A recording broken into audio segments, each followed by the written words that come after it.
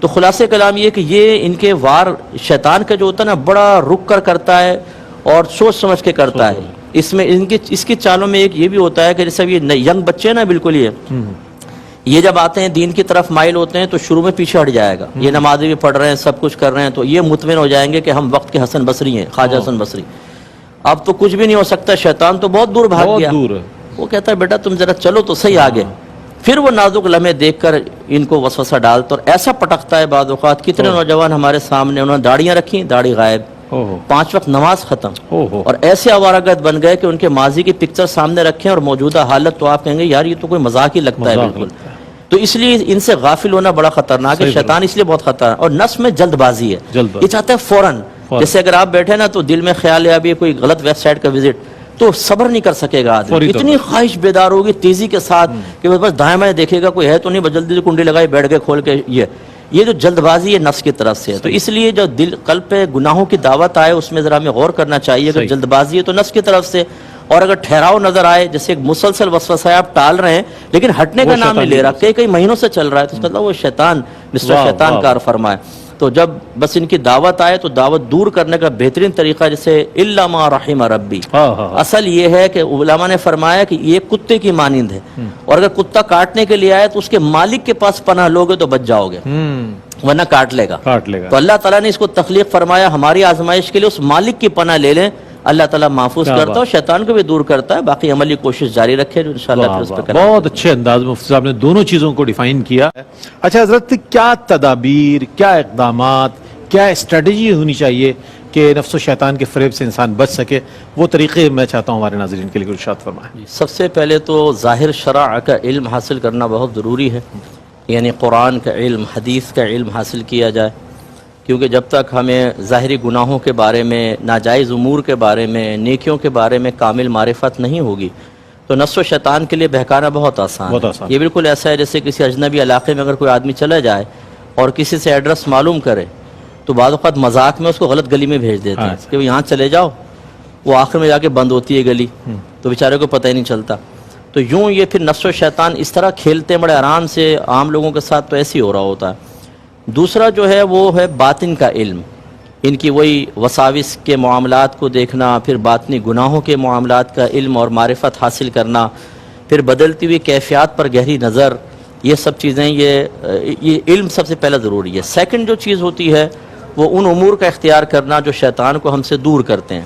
اس میں اچھی صحبت ہے, تقوی اختیار کرنا, گناہوں سے پرہیز کرنا, 5 وقت نماز باقاعدہ پڑھنا, کوشش کرنا مستقل ذکر الہی ہو زبان سے, اور اگر کہیں ریاکاری کا اندیشہ ہو جیسے لوگ بیٹھے ہیں تو قلبی ذکر انسان شروع کر دے. اسی طریقے سے جو ذکر کی مجالس اور محافل ہیں ان میں شرکت کرنا, اور اس کے پھر جسٹ اپوزٹ بری محافل کو چھوڑ دینا, برے دوستوں کو چھوڑنا, گناہوں سے کنارہ کشی اختیار کرنا, اس سے پھر شیطان دور ہٹتا ہے. اور پھر نفس کی چالوں کو سمجھنے کے لیے وہی جیسے بار بار اپنے قلبی احوال پر غور کرنا. ہم بیٹھے ہوتے ہیں اچانک اندر سے آواز آتی ہے یار پانی تو پی لیں ٹھنڈا سا, چائے کا ایک دم خواہش ہوتی ہے چائے, تو فوراً ارے بھائی چائے تو پلا دو.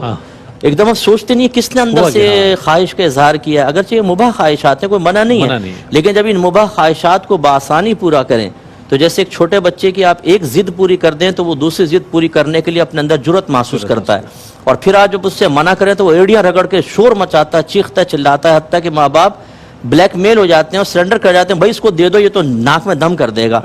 اتنا جب ضدی آپ بنا دیں گے اس کو تو پھر وہ کیسے باز آئے گا. تو پہلے مباح خواہش پوری کراتا ہے, پھر حرام خواہش کی تمنا کرتا ہے. جب ہم مباح سے نہیں روک پاتے تو حرام خواہش سے روکنے کی ہمت اور جرأت بھی پیدا نہیں ہوتی. اس لیے ہم اکثر یہ عرض کرتے ہیں کہ روزانہ کم از کم ابتدا ایسے کریں کہ 3 مباح خواہشات کو ترک کرنے کی عادت ڈالیں.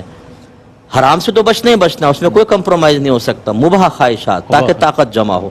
مثلا پانی پینے کو دل چاہا, ٹھنڈا پانی, رک جائیں نہیں پلاؤں گا تجھے. چائے کا دل چاہا, نہیں پینی ہے چائے. 3 خواہش کم از کم 1 ہفتے تک یہ کرتے رہیں. اور بزرگان دین نے فرمایا, کسی نے پوچھا کہ حضور ایک مجھے ریاضت بتائیں, فرمایا جب بولنے کا دل چاہے تو خاموش ہو جا, اور جب خاموش ہونے کا دل چاہے تو باتیں شروع کر دے. تو اگر جسٹ اپوزٹ جائے نا, گرم پانی ٹھنڈا پانی کو پینے کو دل چاہ رہا ہے, نفس نے کہا گرم پلا دیں, گرم چائے تو ٹھنڈی چائے, میٹھا کھانے کو دل چاہ رہا ہے تو نمکین کو دل چاہ رہا ہے تو میٹھے کی طرف. تو یہ تو الٹا اس کے اوپر وار ہوگا. یہ 3 خواہشات کم از کم اس میں کوئی کمپرومائز نہ کریں.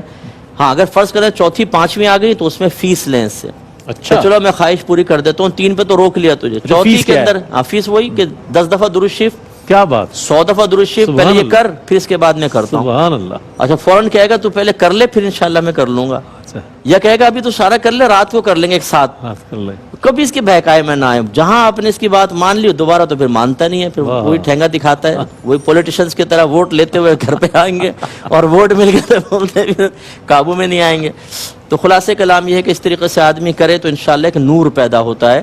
اور یہ جو آخری بات میں عرض کرتا ہوں، نفس کو جو مارنے کا کہا جاتا ہے نا، مارنے کا مطلب گلا گھونٹنا نہیں ہے، اس طرح اس کو مغلوب کر لینا کہ آپ کہیں کہ یہ کرنا ہے تو یہ کرنا ہے، یہ نہیں کرنا تو مزاحمت ختم کر دے، نہیں کرنا. جب یہ ہو تو یہ نفس کا خویا کہ مار لیا، مغلوب اللہ. کر لیا. تو نفس کو مغلوب کرنا ہے، مارنا نہیں ہے. جب ایک گھوڑا ہو اگر وہ سرکشی کر رہا ہے، نہیں قابو میں آ رہا، تو اس کو بھوکا پیاسا رکھیں، بھاری بوجھ لاد دیں. کبھی آپ نے دیکھا ہوگا بعض اوقات ایک گھوڑے کو پیچھے باندھا ہوتا ہے تانگے کے، جی جی جی. یا گدھا پیچھے بندھا ہوتا ہے، گدھا. وہ کیوں اس کو انسان بنا رہے ہوتے ہیں کہ تیرا بھائی بھی دیکھ کتنا مطیع و فرما اسی طرح بردار ہے، بھائی تو بھی سیکھ لے. واہ. تو وہ دیکھ دیکھ کے سیکھ لیتا ہے. اچھا جب وہ سیکھ لیا گھوڑے نے، وہ مطیع و فرما بردار ہو گیا، پھر اس کو بھوکا رکھیں، پھر بھاری بوجھ ڈال دیں؟ نہیں. پھر ٹھیک ہے اب ضرورت نہیں ہے، مطیع و فرما بردار ہو گیا، اب آپ اس کو کھلائیں گے پلائیں گے، اب تو بلکہ وہ آپ کی مدد کرے گا. مدد کرے گا. یہ بھی بات ایک سمجھنے والی ہوتی ہے کہ ہمارے اکابرین سے ثابت ہے، غوث پاک رضی اللہ تعالیٰ عنہ کے پاس جو عورت بچے کو لے کر آئی کہ جی ریاضت اس کی کروائیں، جب بعد میں آئے تو دیکھو سوکھا ہوا ہے، جو کی روٹی ہاتھ میں، اور غوث پاک مرغا کھا رہے ہیں. ہاں. کہنے لگے واہ واہ شیخ عبد القادر جیلانی، میرا بچہ جو کی روٹی یا مرغا کھائیں. آپ نے فرمایا قم باذن اللہ، وہ مرغا کھڑا ہو گیا زندہ ہو گیا. فرمایا جب اس قابل ہوگا تو مرغا بھی کھائے گا. یعنی یہ چیزیں ہم پر منفی اثرات مرتب نہیں کر رہے. یاد اگر کوئی پیر صاحب پائے کھا رہے ہوں تو ان کی ویڈیو بنا لینا کہ پائے کھا رہے تھے. آپ بس کہنا پیر صاحب ہیں تو آپ کی ویڈیو بنا کے 7 رانے ہمارے سامنے کھائیے مرغی کی. بھائی وہ انسان ہے، کوئی وہ پتھر تو نہیں ہے کہ نہیں کھائے گا. تو وہ نوٹ کرتے ہیں پھر یہ، اور پھر کہتے ہیں ان میں تو بزرگی ہو ہی نہیں سکتی. میں نے خود دیکھا 4 قسم کے کھانے لیے تھے اور 2 قسم کے میٹھے لیے تھے.